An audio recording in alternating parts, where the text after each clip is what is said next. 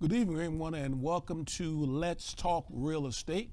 And this is our monthly meetup where we get together and talk about, answer the question of how do we use real estate as a wealth building tool. I am your host, Dexter B. Jenkins. New lips tonight. And so before we get started, I want to do a couple things, run a couple commercials. Number one, we want to thank New England Christian Television Network for allowing us to freely use their studio. Give it up for the New England Christian Television Network. So we thank God for them and what they're doing. And what we ask is if this network has been a blessing to you, whether you're watching this show or whether you watch their other shows, we ask that you sow a seed into it. And so I think Brother Eddie will put up a QR code at some point during this to allow you to be able to sow a seed into this ministry, because if you know anything about business, it takes money to make it run. And so we want to be a blessing to a New England Christian Television Network. And so avail yourself of that at either sometime today or during this broadcast or later on. So that's the first commercial. The second thing is I mentioned some time ago that we were doing a real estate summit. So that is set for June 10th. That is all set for June 10th. You guys are the first to, actually you guys are pretty much my first inner circle who knows about it. So that's actually something that is actually went live, I think, yesterday. So we have 150 seats available to that, and don't drag your feet inside, because we only got 150 seats. So what I would do if I were you, I would sign up this week, because I haven't put it on social media, haven't done anything else as of yet, but I'm about to start doing that because we want to make sure that we fill that event. And then the other thing is as I drop my piece of paper here, I love live TV. We talked about my course, or our course that we came out with. Some people have questions as to how do you get that course. There is a QR code on this card. If you have it, just put your phone over that, and that will take you exactly to where you would need to be in order to be able to order. It's a 3 ebook download, and then there is actually 3 ebooks, and then there's a 1 video. And actually that video I love because it talks about exactly what we use to run our business. So it is a valuable course for you to partake of. All right, so that's all my commercials. So talked about New England Christian Television Network. Talked about the conference coming up June 10th. I'm really excited about that. And then we always talk about our course, because we want to give you guys resources in order to help you to build your business. Now, without further ado, as you guys know, every month we bring a trusted, valuable real estate professional to the table. And so tonight is no different. Now, I know this woman a little bit different than I know the other the other professionals. As you guys know, this is my wife, Kendra. And so everybody here know, but I'm talking to you guys out there. Kendra Jenkins is my partner in business, my partner in life. We've been married 26 years in a couple of months, June 7th. We've been together 30 plus years, have 3 children, 1 grandson and all that. So basically we're doing life together. But beside that, Kendra is very talented in the area of design. And so what I want to do tonight was have a discussion around how do you design for your business, because designing for your business is very different than you designing for your own personal home.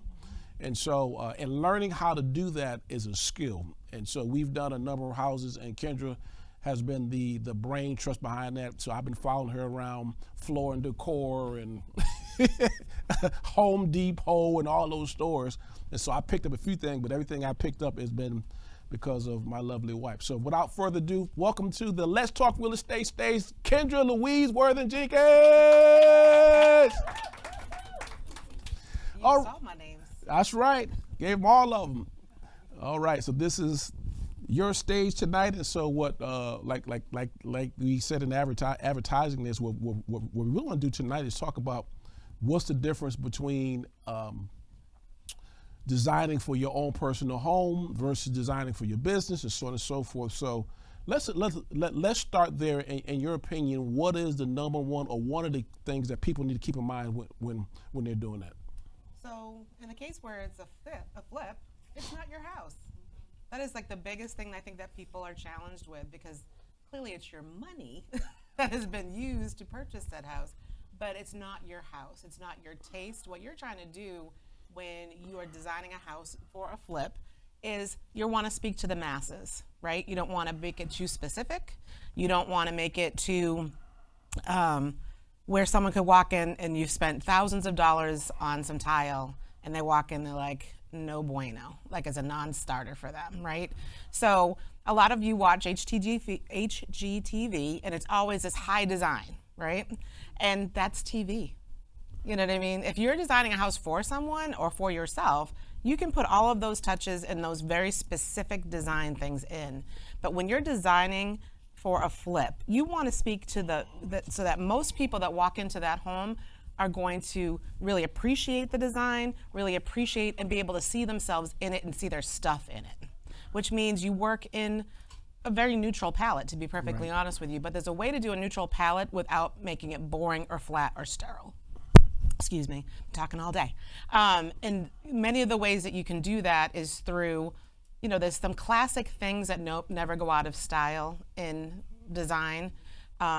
There's subway tile. There used to be the little subway tiles. Now it's the 4x20, the 4x12. And there's different ways you can use that subway tile and patterns to make it look different and make it look more modern and things of that nature. But it's also too, know the house, the era of the house that you're doing. We have an old farmhouse. I'm not putting modern flat front panel cabinets in that house, right? I need to speak to that. We're project managing a house in West Bridgewater. It's an old farmhouse and a lot of acreage. It used to be, when we rolled up on it, it was this ugly brown color. And so we needed to paint it. And so I'm like, this is a traditional home. You have to decide what it is. When you walk into this home, it's a very traditional home. So I, went to, paint as your friend in design. It's one of the cheapest ways to make a giant impact. And so I tend to like to do saturated palettes on the outside of a house. If you have been to my house, it's a giant red house. It's not a little red, it's red. Another house that we did was a very charcoal house. This is a blue house. And because it had traditional lines to it when you walk in, this beautiful molding that they left in the house, thank goodness. But it's a traditional home. So when you're doing that, it sort of answers a lot of questions for you. Because if you know that you're doing traditional, or if you're doing modern, or if you're doing contemporary, or Scandinavian design, it sort of drives you to certain things, right? Because we were at Floor & Decor the other day, and we'll do it on another session, but I legitimately picked up, I think it was 20 different subway tiles, white subway tiles, 20 of them. So it can be ovanwhelming when you go into these big warehousey type stores, like, what do I choose? But if you know, and in this case, we'll use the house that we're doing right now as a composite, but if you know you're doing traditional, it weeds out a whole bunch of things. It's like, well, that's not the style I'm going for. So I can just focus in on what the styling is that you want to do. But the biggest, going back to, it's not your house, you can't get emotionally attached. We want to produce a great product, and you will do that, but you can't say, oh, well, I would like this in my house. Because your style is your style, and that's great. And I see people sort of smiling at each other in the audience. Because but it's hard. It's a struggle. It's a hard thing to detach yourself from, because again, it's your huge money that you're spending, but it's not for your own personal use. Exactly. So you have to know basically what most people like. And how do you find that out? It is through HGTV. It is through magazines. It is through sort of open houses and things of that nature. And again, there's a way to do it in a very neutral palette without it being boring. There's plenty of ways to do that. Well, because you said a lot, so and people taking notes and all that. So there are two things that you said I think are key. Number one, bringing the house back to what it was before. Yes. What did I say, y'all? Bringing the house back to what it was. That will tell you a lot about what you should do with a house. It's almost like you become a house whisperer. You begin to talk to her, be like, what were you initially? Now, and sometimes what you can do is you can go, and sometimes what we found that there's always like pictures of what the house used to be. On record. Or on record, or somebody would give you a picture, or somehow we always come up against pictures. You can look it up on, if you Google it, there's usually old MLS. So that's a major tip. If you can find out what the house was when it was originally built, that helps you. But then number two, the biggest thing you said was personally divorcing yourself from the fact that this is not your house and you will not be living there. And I think that takes some time to get that. And then the third thing I would add is, in particular with Rob is the only man, and Jonathan's in here today too, but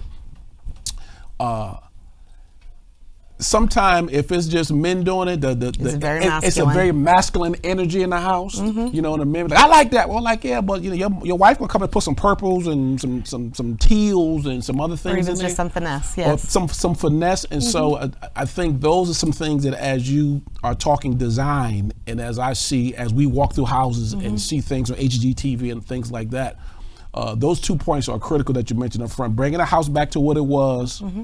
And then also, listen, you have to almost continue to tell, I'm actually writing a piece on that, continue to tell yourself this line, this mantra right here: I will not be living here. And I want this to sell fast. And yeah, that, and I want it to sell fast. But continue to tell yourself that as you're making, because whether it's a fix and flip or whatever else, you're making a million decisions on design. Anybody explain when it's like, yeah, this color, that color, this fixture, that fixture. And so the decisions become easier as you go back to what we've talked about thus far, knowing exactly what it was, and continue to tell yourself and having your end buyer in mind. Exactly. And I think it's too, from a standpoint of, you have to have vision when you walk into some of these houses. You know, most of the houses that you go to that you're going to flip they're probably going to be sort of ugly, because that's why you're getting a good price. That's why you're getting a good price, right? Exactly. That's the business that we're in. And so being able to look past some of the crazy things that people do in homes. We've all been in houses. You walked in, you're like, why did they do this? Or why did they do that? And everybody, it's their house. They get to do what they want with it. But as a flipper, you're trying to bring it back to how most people live. And I think the other thing too that you mentioned you can tell when a male flipper has done a house, because things are sort of stark, and they're, what I try to do is say, how would I live in this home? Well, how would most people live in this home? What functionally, what makes sense? And to be able to look past some of the things that have been done to the house.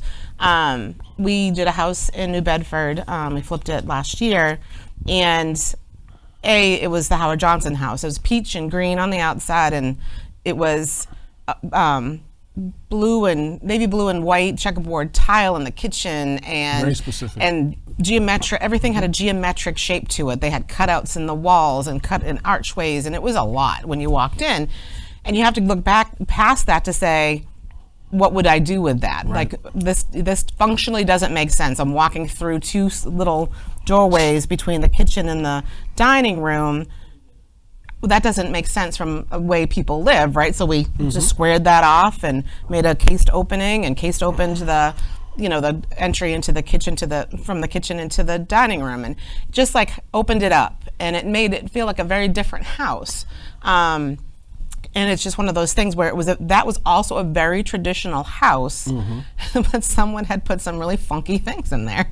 But tell them why he did that. So we found out later, and Eddie can show a picture of it when he has time, of the before and the after on the outside. But this gentleman who owned the house before we did, he was from Cape Verde, and that was the colors of his house in Cape Verde. Right. So that totally translates. So you can see it was peach and green, and then we painted it charcoal gray and put I wanted the door to pop on the outside, so that when people were scrolling through MLS, that they would be like, "Ooh, look at that yellow door." So people actually, when we painted the house, we went for a visit, and they were like thanking us for painting the house. Actually, one gentleman came over. He's like, "Did you know what this looked like before?" And we're like, "Yes, we did. We own this house." And they're like, "Oh, thank you so much for painting it." And the other thing about outside colors, just to think about how you even pick an outside color. I stand in the middle, of the street, and I look around and I see what color the houses are around it. True. And in this particular case, there were a lot of whites, there were a lot of light grays. There were, what I'm just like, want to make a statement. It was on the corner, you know what I mean? I wanted it to be bold. And it was one of those things where I'm like, what's a traditional color, and you can go to paint stores and look up the traditional colors. Like you can Google that. What are traditional farmhouse colors? What are traditional early Americana colors? And colonial colors and things of that nature. And so there's a lot of things that sort of that can get answered for you by just doing a quick little search. And so we came up with this, I'm like, there's no other charcoal gray house. We're going to do this charcoal gray. We're going to do this stark white for the contrast, and we're going to put a yellow doors that we actually did. Every door was yellow all the way around, except for the pop. And it worked. We sold it the first weekend we put it on the market. So and I think one of the things that's critical is Ms. Kendra was talking about the community that you're in. We painted that house, but we could have sided. We looked at siding it versus painting it, and really, we this is one of the questions we'll look at later on, but you have to get a sense of what community you're going to be in. New Bedford is a very working class, siding. Some houses are painted, but for the most part, a lot of houses are sided. For sure.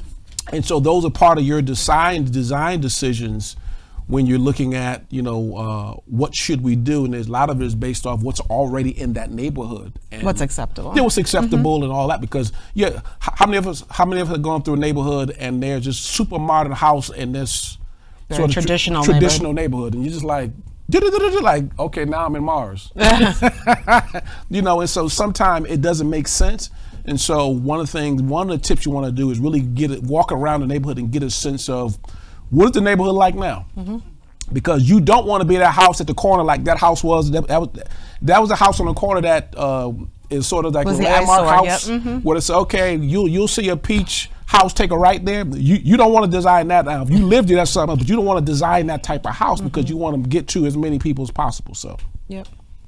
And I think too, the decisions that you make are very much monetary, right? So I wanted to paint the house because there was a lot of character to it that I didn't want to lose, because when you side a house, you tend to lose a lot of the character.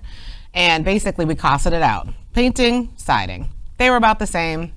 I won. I got what I wanted. Well, painting, siding, and then we did the other one too. Oh, we did the cement board. The cement board, which was astronomical. Way a lot more than to side it versus paint. Yeah. So it's obviously like, what do I want, right? What I feel like I want for this house? But then it's, you cost it out, right? Because we were definitely going the siding route for a really long time, and then siding prices went up.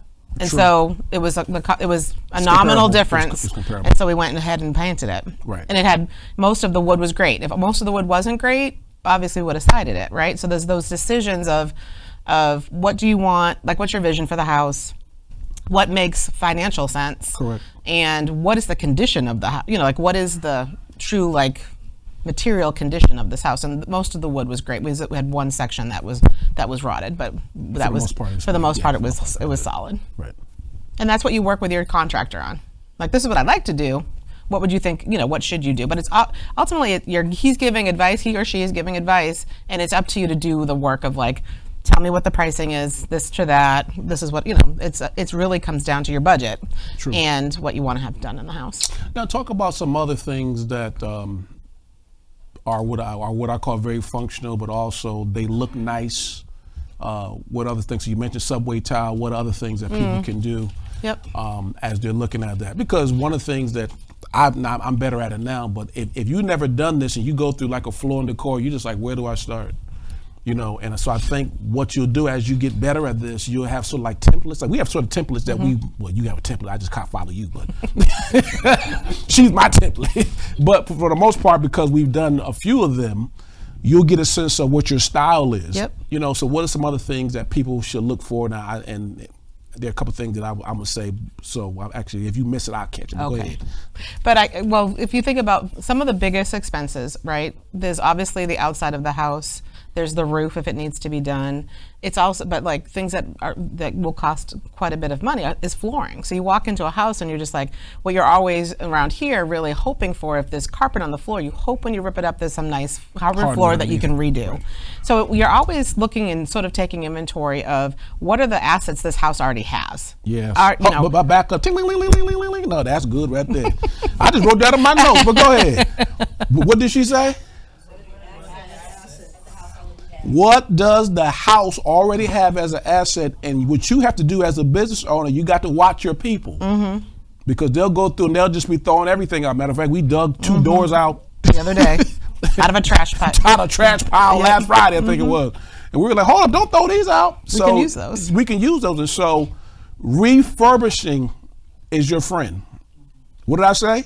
Refurbishing is your friend. So you want to look at, some things, like old doors, like those 4-pane doors and things of that nature, hardwood floors. They can't even find them anymore. Yep. Or it's very cost prohibitive. Yeah, or they're very cost prohibitive. And so you want to make sure that as much as you can, because your people, they're not thinking like you. They're not thinking business. You're thinking business. And what I want to do is I want to save as much as I can. I want to refurbish what I can. Because I can, or maybe a door that was in the basement, we can pull up and use it in the bedroom, which we've done in times past. And so be thinking like that. So go ahead. Yeah, so when you walk in, if there's carpet, and honestly, when we do go to open houses, you'll see other people have done it. They go to a corner and they pull it back just a little bit and say, "Is there hardwood floor under there?" Because because if there is, you're like, "That's great." And then if there's not, that you're going to have to either recarpet or do something there, depending on your budget. And the house that we're doing right now, there's beautiful molding, which they saved, which is awesome. They have pocket doors, it's really great. But they ripped out all the flooring in the kitchen and in the bathroom and in all of the other bedrooms. Like they kept it in the living room and the dining room. They ripped everything else out. So we're gonna keep that, right? And then we get to run beautiful tile, right? All the way through the kitchen, all the way through the bathroom, the back hallway, and then we're gonna carpet the bedrooms, because carpeting is the cheapest thing for flooring, bottom line. And there are 2 camps on carpeting. Me personally, from my house, I would not do it, but this is not my house. So from a budgetary perspective, and a lot of people like carpet in their bedrooms, we are putting carpet into the bedrooms here at this house. We're actually doing the second floor too. With much weeping and gnashing of teeth. It's not what I would prefer. I would not prefer that in my personal home, but from a budget perspective, that's what makes sense. And then in this case, carpet is also a really good noise canceling. So we're putting it upstairs also because there's going to be a bedroom up there. There's going to be people walking around, so it'll help with the noise canceling there too. So again, a decision that, this is not my house. And this is really not my house because we don't own it. We're just project managing it, and it's not our money. But based on the budget, would it have been lovely to run hardwood floors all through it? And would people have walked in and be like, "Oh my goodness, there's hardwood floors everywhere"? Absolutely. They will be super happy with the hardwood floor that's there. They'll be super happy with the tile choice that we make to put in the kitchen. And what we tend to do is make a commitment. You don't have to have 15,000 different floors in your house. If you're going to put it, like we have, the kitchen is a central place in the house, we will have that same tile that runs through the kitchen, the bathroom, the back hallway. It gives you consistency. What happens was sometimes where you see like your eye is floating all over the place because it's like, oh, there's this there and this there. You're trying to keep things that calm houses tend to have less things. When you walk into a house and it's calm, it's because everything sort of flows together. There's not too much to, your eye to dart around on. And it actually is less money to do that also because the more tile choices or flooring choices or whatever any choices, because the tilers have to cut things, and if you are doing this tile here and this tile there and this, you actually spend more money because they have to cut things up. This way they can use that same offcut in another spot that they're doing in the bathroom. I just like that consistency. We had done a house in Brockton, and from the front door all the way back through the hallway, kitchen, all of it through, we did the same tile. And big tile too. It was huge. It was 24 by 24. And the reason why I did that is our budget was super tight there, and the bigger your tile, the less labor. Right. So when you're when you're pricing tiling out, you ask your contractor, how much tile do I need?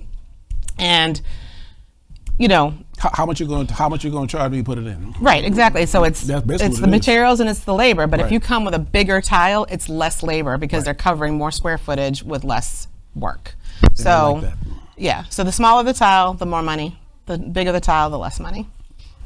But again, that house I chose, it was a 24 by 24 format tile is sort of modern. This was not a modern house, but I did it in this gray that looked sort of like marble, and so it looked traditional. Right. Even though it was sort of a modern. And to think about that, we had to go do that because originally when we first were going to do it, we were going to keep it, but somehow during the rehab, there was marble in the front hallway, and somebody took cracked. it up. Yep. It got cracked somehow. They ended up taking it up, and then so we had to make another decision. So Yep.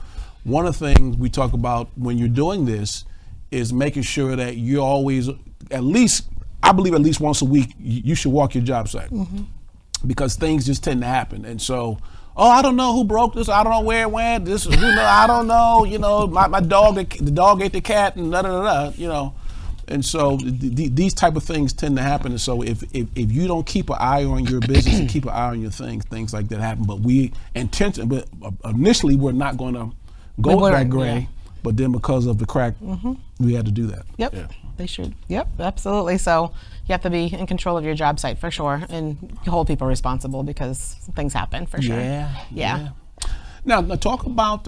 So you talked a little bit. Anybody got any questions based off what we talked about so far? I have a question. Hold on one second. Let I have a question in regards to the job site. What if you're doing something, out of state or a place, and you can't get there? You make them Weekly. FaceTime you. Okay. Yep. yeah. And you say, like, we're going to have a Walk standing me meeting through- Friday and at walk 3 me o'clock, through. and you're going to walk me through Walk me everything. through the property. And have them go slow. Yep. That's what you do. Because they'll be like, if they're zipping around, they're trying not to so much show you what's going on. Nope. And also, too, if you are have a Pictures. partner in real estate there, right? Boots on ground. Ask them if they can go by and check it out for you. Getting, one of the things you're further away in Atlanta, obviously, but for us in New Bedford, it's not down the street. So we have been blessed that we've had people boots on the grounds where we could have someone walk by, or even our friend Scott, he would go by unannounced and take pictures and say, hey, this is what's going on at the house today. You know what I mean? Did you know this was going on? Exactly. Yeah. So it's great to just get partnerships where people can go there Exactly. live. But at the bare minimum, just to make sure that they know that you're going to call, that there will be a FaceTime call, and they will walk you through everything Weekly. that's done weekly. Yeah. And that will, and I would say, especially in that case, because you can't get there, the way you pay them is super important. Meaning, like when we deal with contractors up here, it's usually they get paid a third, and a third of the total job. I would say that even more importantly for you, when you're doing super long distance, is that you're not paying them too much. And it might be, as opposed to a third, it might be a fourth. They need to know that you will withhold funds if you're not happy with what's happening. Right. And I think the other thing too, which is interesting in this dynamic, is you want a great partner from a general contractor, plumbing, electrical, whatever. But you need to upfront establish that you're the one in charge. Like that, this is your money, this is your job, and this is the way it's going to go. Right. When someone's trying to dictate to you what they want to do with your money, it's not okay. No. You know what I mean? And I think that I have the benefit of my big tall husband standing next to me at most of these meetings, because I have had situations where they didn't know who I was, or maybe they did. And they were like, yeah, and then he walked in, and it's like, oh, and I'm just like, oh, no, like, you're gonna have to listen to me too. So she said, it's like establishing that, we want great working relationships, and we don't want it to be contentious, and we've been very fortunate. But it's one of those things where you have to be able to say, oh, no, that's not what we're doing. We just had a situation where we had to have some plans drawn up at the house we're project managing, and we met the architect out there, and he was like, oh, we could do this. And I'm like, oh, no. We're way far down on this. This is what we're doing. Just please draw that out, right? And where if maybe I was, further. If you were willy-nilly, he would have changed the whole floor. And we would plan. have spent way more money. That would have been a whole nother, more money and more time. Yeah, because time is everything in this business, correct? Yep. You know, and so you want to get things done, obviously, as fast as possible. So whether you flipping it or renting it out. And so, you know, part of what Kendra's talking about is making sure that recognize you're the boss. Say that. I'm the boss. So you're telling them what to do. Now, it's good to have a contractor who sort of works with you and can give you suggestions. Right. And say this is what would look good and things. So that's good. Yep. But the final decision really boils down to you. And so a lot of times what I find, and particularly when you're new starting out, people let the contractor dictate what they do. And it's like, no, we're not doing that. This is because sometimes if they're lazy, no, I'm not saying all of them, but some of them, if they don't want to do the work, they'll come up with some half behind solution. And just like, well, that's not the best way to do this. And based off what I'm trying to do, you may have to push them. Yep. You know what I mean? Or they like to do something a certain way. True. So do your own research. So for instance, we were not going to put hardwood floors in one of our projects because someone's like, oh, there's so much money. There's no way you can afford that. Yeah. And then we went and researched it. We went to not Florida Co. We went to LL Flooring and found the price that we liked. Yep. And we were able to put hardwood floors in. So do your own, like they talk like it's true, obviously, but like do your own homework. Trust and verify. Yes. Is what I believe. So that's what you want to do. And then also, if you have a question, because we know a lot of people call us about, hey, you know, they're saying there's $200 windows. What are you finding? Because of this network and other networks I'm a part of, you know, we can get pretty good prices, things of that nature. And so, you know, don't be afraid to say my contractor says is this, to say, you know what, let me go and see if I could do some research and get something cheaper because cheaper not always the best. Correct. Sometimes it is, sometimes it isn't. But you know, bottom line, what you're saying is don't take their word as a gospel. Do your own research. Do your own research, yeah. Because we definitely want to put hardwood floors in based off what he was saying, and then when we went and looked at it on our own, it was much cheaper than we thought it was going to be. Yep. And that was actually one of the things that sold the house. It was because we put hardwood floors in. Yep. So it worked out. It did work out. Yeah. Yeah, because that house actually, we thought we could save the hardwood floors, but they had done so many crazy things to them. They were all different layers. And that's the other thing too. You can go in with a plan. You're going to go in with a plan, right? This is what I think I'm going to do. But then you have to roll with the punches, which I think a lot of people have a hard time with, right? It's just like, I thought this is what we were doing, and now it's changed because different decisions have to be made, right? So for instance, on that particular house, because we were doing the electrical over, the city is trying to get rid of all of the telephone pole or all the poles in the neighborhoods. It was all the electrical wires off the poles. Yeah, so basically we were getting electrical, but it was like attached to the other people's house, which is no bueno. Bootleg back in the day thing that was good back then. That's not good. But they now. made us dig a trench to a new supply, which was way more like we didn't have that in the budget. There was that was not on our radar. Like what you guys had to do. Yeah. Yeah, and so you have to just be ready for different things that will happen, you know, because we definitely had not budgeted for the hardwood floors we had to eventually put in because we had hardwood floors, but because they were so damaged, they had put so many nails on them. They had put plywood over them, and you know, it was just we could not salvage them. Yeah. So we had to make a different decision, right? That's when you look at your budget again. It's just like, all right, you research what the best option for you is, and then you figure out what to do from there. But it's one of those things where you just have to continue to roll with the punches. And I think that is one of the, I think a lot of people struggle with that or get disappointed, right? And sort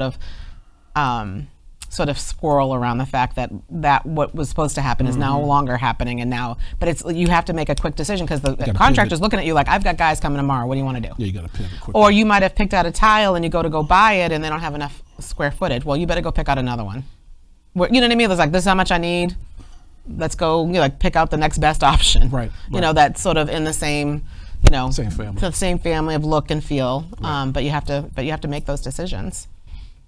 Now let's switch hats. Talk about designing for a rental, because that's a very different hat. So you'll have a rental that you may buy, and then there's a fix and flip. So fix and flip is when you have a retail buyer in mind, think HGTV type stuff. But then there's something that you may buy that you may say well, it could be a one family, but most time it's multifamily that you want to rent out. Talk about that. I can walk you through our two family in New Bedford. So the two family in New Bedford had been vacant for at least 10 years, I believe they told us.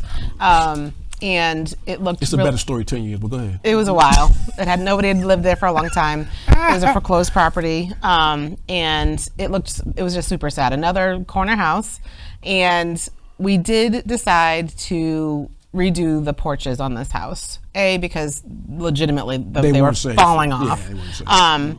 But it was interesting because it was a debate, right? So the cheapest thing to do would have been take them down and just do walk-ups, right? No porch, no nothing.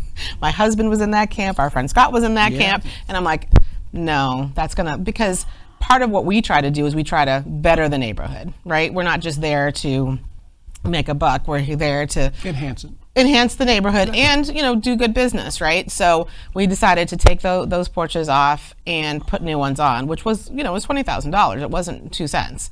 But what that did for legitimately, even then we had neighbors coming by and like, oh my goodness, look at the porch. This house has been derelict. Nobody wants to live next to a derelict house. Nobody wants a derelict house in their neighborhood. And so they were super appreciative. And then there's no yard at this house, no yard. Which is great from our maintenance, but I was just like, these folks that we rent to will have no way to be outside. So I'm just like, we can just give them these porches. They weren't mammoth, and we did those. And then what we did inside was great. Fortunately, on the first floor, the flooring was fine. There was some hideous tile in the kitchen. We legitimately painted over the tile. So you can take, as long as the tile is in good condition, you can paint it. There's this stuff that the contractor will paint on it, and you can paint right over it. Yep. And that was, And actually, when most houses I walk into with tile, my first question is, can we paint over it? Yep, because you can either paint them, or in the bathroom, or even in the kitchen, you can reglaze, right? So we have reglazed tubs and reglazed tile, right? If everything is in good condition, maybe needs some caulking put on it or whatever, you can reglaze it and it looks spanking new. It looks really nice. And the amount of work that saves instead of ripping it out is amazing, and it looks great. Things are perfectly fine. You would never know. So we reglazed the one in New Bedford in the Peach House, the tub in there, and it was beautiful. But and actually, to reglaze the tub was like $300. It was like no money, and it was a couple hours. The guy comes, and it came out beautiful. And it came out beautiful. Yeah. I actually convinced our daughter was doing her bathroom over in her house, and I was like, just reglaze it because it's like an old tub, like a really you can't get them like that anymore. And she's like, no, I'm gonna rip it out. And please don't. And then she was so happy that she just reglazed it. From the pricing, but also just it's a really good tub. Yeah. But it goes back to what we talked about earlier. A lot of stuff, if it's good quality in your house, you can bring it back to what it used to be. So begin to think about the first question you should ask yourself: can I bring this back? As opposed to, oh, it's old, I'm throwing it out. Now, I thought like that too when we first went through, but then as I'm thinking particularly the floors, because I'm like, ain't no way we can save these floors. And then our floor guy came in, and I'm just like, oh my, that's the same floor. So just in your mind, begin to think about, as I'm going through these properties, are there things that I can keep? So whether I'm fixing a flip or renting or whatever, and particularly if you're renting, because that's a whole nother mindset, because a rental gives you a little bit more leeway because you're going to hold it a little bit longer. And so you could do a little different thing. Now, if you're flicking and flipping, you're trying to get out of it fairly quickly and things of that nature. Yeah, because so we painted the tile in that kitchen, and we kept the cabinets that were there. Sure did. We did not even paint them. We just took fixtures. We just took the old countertop off, put new countertop on, and we put new fixtures in, legitimately. So for me, from a rental perspective, you want to make it very comfortable, right? But you don't want to overdo it so that if someone trashes your apartment, that you are super sad about it. The way I think about it, or the way I try to make myself feel about it, is that, am I going to be okay if this gets destroyed? Because it'll happen. It might happen. I'm not, it's going to happen either through wear and tear, or someone's going to be diligent. But that's the bottom line. And that's why your releases are so important on your rentals, that yes, there's a security deposit, but in your lease, it has to say if you do damage above and beyond, you're still liable for that, right? So it's one of those things where when you put those safety guards in, it's just like, most people are like, oh my goodness, I don't want to lose anything. But if as long as your lease has the safety guards in it to make that okay, then you know that you're not going to be left short, right? Because you have legal documentation to help you out with that. Right. But back to design, from that house, there was this really odd open space in that house, and obviously the more bedrooms you have, the more money you make. You can charge. And we actually created another bedroom on that floor. So we turned it from a 2-1 into a 3-1. Yeah, exactly. And and it was really good. Like, because it was the weirdest. It was like there was two dining rooms, and I'm like, why is there two dining rooms? Yeah, like the other thing in New Bedford, which is interesting, is every house not every house, but a lot of the houses in a certain era have a chimney in the middle of the living room. And it's because they have and you'll go into some of the houses and they still have the heating unit that used to hook into it. So that's standard in New Bedford. Standard. And bidets. And bidets, also standard. Wasn't prepared for that. But, so, in a perfect world, those chimneys wouldn't be there, but everybody in New Bedford's used to it, right? For me, I'm just like, oh, this is so weird. What is it doing? Do we take it down? But there's no need to take it down. That's like, it's knowing the area that you're in. That's regular. And the same thing with, if we walk into a house that has one of those big giant heaters, if it's still working, you leave it, right? Yeah. When you're flipping or renting, you're trying to not spend too much money, right? So it's one of those things, like, what's acceptable there?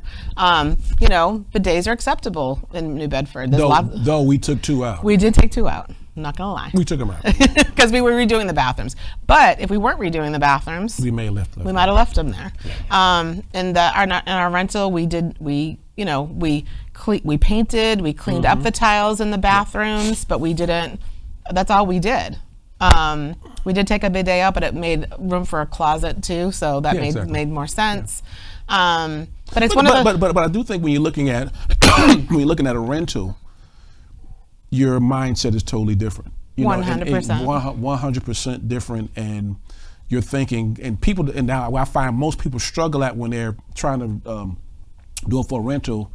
They're thinking, oh, am I going to be a slumlord and da-da-da? And it's like, no, I'm thinking clean, safe, and durable. Yeah. And those are my 3 words. So is this place clean, meaning when I live here? Yep. Is it clean enough for me to live here? Yes. Is it safe? Yes, because we put in fire alarms and we did all that type of stuff to make sure the house is safe. And is the stuff that we are putting in it, is it going to be durable? Meaning, is it going to last? Is it going to last? If Ray come in here and tear something up, is it going to stand the test of time? And so that. Yeah, don't try to cheap out on a rental, because you will pay for it in the end. Because if you use cheap materials, you'll have to continue to redo them over and over and over again. But if you do good quality things, it'll last you, which is great. Exactly. Yep. And I think too, in that the upstairs gave us a gift. There was all this ugly, gross carpet. We lifted it up. There was hardwood floor under there. Goodness. Yeah, those are nice. But there was tar paper all over it, and they scraped that for days. But they came out beautiful. Mm-hmm. So that was great. And initially we were going to leave the carpet. We were going to try to clean it. We were going to clean the carpet, and then the guy said, "Oh, you got nice hardwoods underneath here." So we ripped them up. And so, when I go into a house and I see carpet, I'm thinking, to your point earlier, you're thinking what's underneath. Yep. And if you got nice stuff underneath. Yeah, and if it's a rental, I don't recommend carpet. It gets really gross really quick. Yeah. So it's tile and it's hardwood floors and it's laminate because it's easy to clean. Talking laminate. Sure. So good news is, from a hardwood floor is obviously the most pricey, and honestly it runs from like $3 a square foot, we were in Floor & Decor the other day, to like $8 a square foot, $9. It just depends on what it's made out of, right? True. What kind of wood it is. So you have hardwood, and then you have laminate, which has like a layer of hardwood, but then there's usually cork underneath it or some kind of something. That's middle range, and then there's luxury LVP. I always say it wrong. Luxury plank vinyl, which also looks good these days. Also, say again. So there's lots of options to make things look like hardwood when they're not being hardwood. And the thing about LVP is that it's actually really super durable and very water resistant, which is great too. Because obviously, you just people want to spill stuff. And yeah, water you out. just want to make your stuff a little bit non-destructible. So that's totally doable. We did put in that house, though, we put carpet in the 3rd floor because there was nothing there. It was the cheapest option. And it's being used as a playroom right And it now. was more of an because industrial carpet. it was very, we did an industrial carpet up there, but it's not like harsh industrial carpet. So yeah, it's more like, what is the use of it? What do I want to, what do we feel like? Who are we renting to? How do I make it good? Use good materials so that I'm not having to replace. What you want to make sure is that I want to feel good about who I'm renting to and what product I've given them. Right? Someone's giving. It's a trade-off. They're paying us to live somewhere, and I want it to be that they're happy where they're living. Because happy tenants Stay. They pay on time, and you can feel good about it. You know what I mean? Like when they call us, we're right over there fixing something, doing whatever we need to do. There's no waiting. Right. Even if it's something, that they did, it's just like, we're going to go fix that, right? It's just like, or get it fixed or call a friend or whatever. But we want it to be that the materials that we're using are, good, they'll last. And when those people leave, we'll get a cleaning crew in there and see what's going on and repaint and keep it moving. So. And I think paint, you mentioned it earlier, but paint is your friend. You'll be surprised at what a fresh coat of paint will do for any room. Fixtures, what it will do for any bathroom, cabinets. Because I think I was on a call, I think last Thursday, and this guy had not done any properties as of yet. And so the call was being led by a guy, Chris Coy, who's very experienced. And the guy would say, oh yeah, the rehab is going to be this, and I'm going to rip everything out. And as we looked, we were like, you don't need to rip that out. You don't need to rip that out. And so one of my big things I want you guys to leave here with is always see what you can keep. Yep. Trim is, everything adds cabinets, up. Yep. If they're not flimsy, paint, you can paint cabinets fairly easy and change them out and be good to go, so that saves you money, because the more money that you save, there's more profit that you get to keep. Or if you don't spend it there, you can put it in another area of your house. You know what I mean? And so always look to see what you can keep. Yep. And one thing that we do a lot is we choose a fixture finish, brushed nickel. Right. That's good. Brushed talk about that. Brushed brass, whatever it is, you choose one, whatever one you like, that makes sense. And I do it everywhere. Lighting fixtures, the plates on the electrical plates, the door handles, the doorknob, everything. I do a massive order from Lowe's. It gets delivered to the house, and the contractors put it up, whatever. But it looks good. Doing the paint and doing consistent fixturing, doesn't matter where it is, kitchen, living room, doesn't matter. Just brings a cohesiveness to the house, and it actually just helps you not have to make so many decisions. It's like, I've chosen brushed nickel. And yes, some people, you'll watch we did all these mixed metals, and that's great. No, you can. And you can, but from whatever doorknob I'm using can be used on any door. So that way, if I forgot to buy one, or if I haven't, it can just go somewhere else. It's just less, there's so many decisions to make. To your point, it can get overwhelming. So my whole thing from a formula perspective is what wall, we're painting all the walls a color, we're painting all the trim a color, we're doing all the same fixtures, the same satin finish. On the New Bedford house, it's a very nautical area. I did sort of nautically lights, but it's all in my in the price point that I was willing to spend. But that was a flip. So but that gives it a beautiful look. All that the same the nickel that you use. It really brings it's a cohesiveness to it. to the property. So that's a design tip.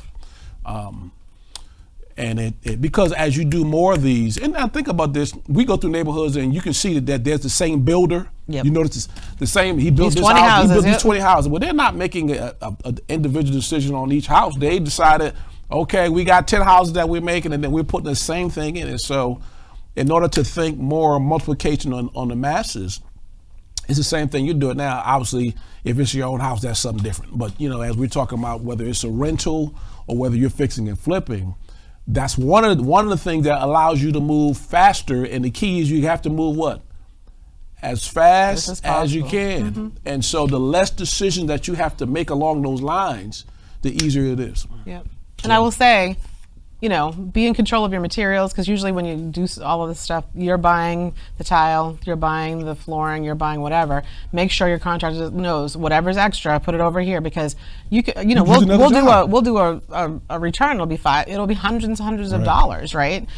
It all adds up, is what I would say. And so, be mindful of your inventory. Be mindful of, you know, making sure like, oh, you guys are done. Where are all the extra boxes? You know, and taking that stuff with you and returning it, because that all goes to your bottom And line. even I'm thinking about the house that we did. They had the hanging light, and they were going to throw it out. I'm like, don't throw that out. So we took it. I think we took it home, and then we actually put it someplace else in that house. We did. Yeah. You know. Again, so it's like when you walk in, when you've made that purchase, go through and be like, this is all the stuff I'm keeping keeping. this, yep. And you walk through with your contract. This is all the stuff we're keeping. Like, take note. Yep. You know, and some contractors just start leaving stickies. Keep, don't touch. You know, that type put it in of the thing. garage. Put it in the garage. You Yep. take it home. Do whatever you need to do. But you know, there's some things that you can, like we said earlier, that you can repurpose in your house. Because it saves you money. It saves you money. Yep. It saves you money. So We only have 7 minutes left. we got 7 minutes left. So anything that you want to say to the people or around design that we may have missed? I think the biggest thing is like, don't get yourself overwhelmed. And you know, get a partner to go through it, because honestly, walking into floor and decor, you can get real, my goodness, real turned around, and all the decisions you have to make. But I think if you hold true to what the house was intended, is it a traditional house? Is it a contemporary house? Is it a farmhouse? And if you stick with that, it makes the decisions really a lot easier. Yeah, a lot easier. A lot easier. And I think that, as we've talked, I think that's the biggest thing, bringing a house back to what it was. Yep. Is remembering you're not living there. Yeah, and remember you're not living there. You know, if you guys walk away with those 2 tips, you know, you will nail it. And then also, if you buy enough stuff from some of these stores, they have free design services and things that nature, who will sit down with. Like we had a lady in Florida Decor the other day. She wanted to sit down with us, but we were already set. You know, so maybe you make an appointment and say, hey, look, I'm just doing this for the first time or the second time, or maybe you want to expand your borders a little bit, and so have somebody else sort of pick your brain. You can pick their brain a little bit around. And if that you use is them, also just helpful. know, make sure they know your budget. So, Yep. questions? Any more questions out there? Comments?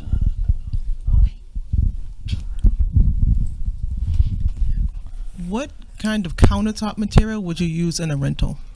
So that's a great question. So use the most durable thing out there, which is quartz right now.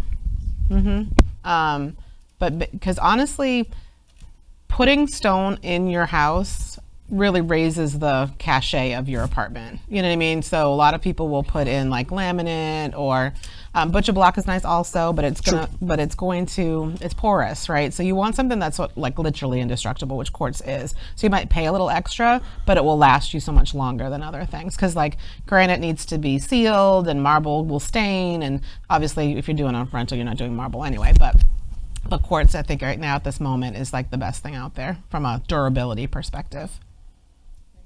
Yeah, but I will also say though, if it's like, let's just say that's not in the budget, there are some really pretty, they've come up, just like the LVP flooring has come a long way, so hasn't like laminate countertops. So it's not out of the possibility. It's just, I don't think because it's made out of particle board, you're not going to have the life that you want out of that if you're in there for the long haul.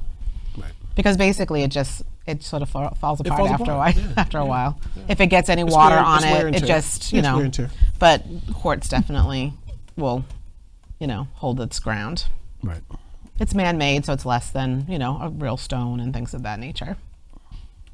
And I guess, you know, it's always a cost comparison, like what's in the budget to do, right? So you make, and maybe you go laminate, and you know, in 2 years you're gonna you'll replace that, right? Right. Because there are short-term decisions and long-term decisions. Absolutely. Because there are things that we didn't do initially, but now we fixed the garage and did Exactly. different things, but we didn't do that Initially, in year one. yep, we didn't touch it. You know, so if you know you're going to keep a house at least 3 to 5 years or so, you may say, well, this is next year's project. Yep. you know, because you're always looking to increase revenue and things of that nature. So Yeah, because that's a great point. On a rental that you're going to keep for a while, you don't have to do everything. Because you have time with it, right? It's not like a flip where you have to do it and get out of it. Right. So it is that you can have that mindset of, especially if, like, let's just say the budget starts getting tight, it's like, I'm going to make these decisions for right now, but I can go back around at it in 2 years and make a different decision because I still own it. And maybe someone's leaving that apartment, and that's the time that you will then take to go ahead and put those countertops in. yeah. It's a great point. All right. Any more questions? Because we got 3 minutes and then we out of here. Any more questions? For the camera, and then obviously y'all can hang out and talk, but one more question for the TV and then we'll... Pastor Kendra, you were talking about flipping houses, and then what? So when you flip the houses, you don't keep those, right? Right, you sell them right away. Okay, so when do you know? When to flip and when to hold? Great question. Excellent question. We just had that. We had this class this week. So I think it's your mindset of what you want to do with it. And so usually for us, you're making so much more money on a multi to keep as an investment property to rent, right? So when we ran across this 2-family, like, we're keeping this for 2 reasons.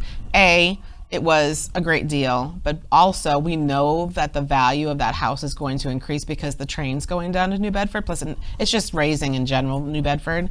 So we knew we were going to keep that. From a flip perspective, we definitely usually flip singles. You know what I mean? You're going in, you're making it look, you know, really nice, and you're flipping it and trying to make that profit. Yeah. So, but let's just say that's the beauty of real estate, though. Let's just say that house didn't sell. We could go rent that house. You know what I mean? You can do it as a short-term rental. You can do it as a long-term rental. You can do college students. So, just because, again, it's that whole thing. Like, this is a business. So in business, if your first thing that you wanted to happen doesn't happen, you need to know what your second and third options are. So it really is deal by deal. You're hoping, obviously, on a flip that you bought it right, you rehab it in a good amount of time, then sell it at a good profit. That's the whole name of the game. Right. But if let's just say it doesn't go that way, you can always just rent it. You know what I mean? There's other ways to make it work for you. Always have multiple exit strategies. Never Excellent just have question. one. Yeah. Always have multiple exit strategies or ways to monetize the property, because we're working with someone now. Initially, she thought she was going to keep it, and now we're probably leaning towards selling it, flipping it. Yep. You know, but the key thing is she bought it right. That's the most important thing. If you buy the property right, you got different options as to what you can do. And I think that's a really good point too. Like in the New Bedford house, we didn't do the garage, but we just did it. We painted it and refurbished it, and now we can rent that. So when you have investment property, you need to monetize every single everything you can. So interestingly enough, at that house, there's a third floor. Yep, there's a third floor, and when the tenants move out, we will probably put the sprinklers in and make it a 3-family. That's the long road. So yeah, we'll see. Great question, Mother. Give it up, guys. Great class. And as always, you know, if you guys are watching on TV, so you can, our email should be up there fairly soon. Let's talk real estate, re12@gmail.com. Got any questions real estate related? Send us an email on that. We'll be back next month. I don't know exactly what we're going to do. We did do our commercial already talking about our June 10th. Our June 10th real estate summit, that's live, so you want to make sure you sign up for that. I only have 150 seats, and when it's over, it's over. So I want you on the outside looking in. Actually, I forgot to show the shirt. I know I had this shirt. This is the shirt that we're going to give y'all. We're actually going to feed you breakfast and lunch, and then we're going to give you a nice shirt. You know, this shirt talk real estate wealth creators. We have great people coming. So we got good people coming, and so you want to make sure that you are part of that event. All right. Until next time, see you guys next month. Be blessed. Have a good night. Bye-bye.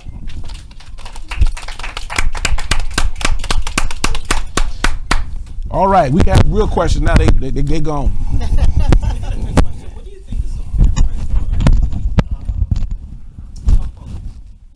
It depends. It's by so it's a couple things. So if you do French drains, it's by the square footage. So if you do already there. Say again? Everything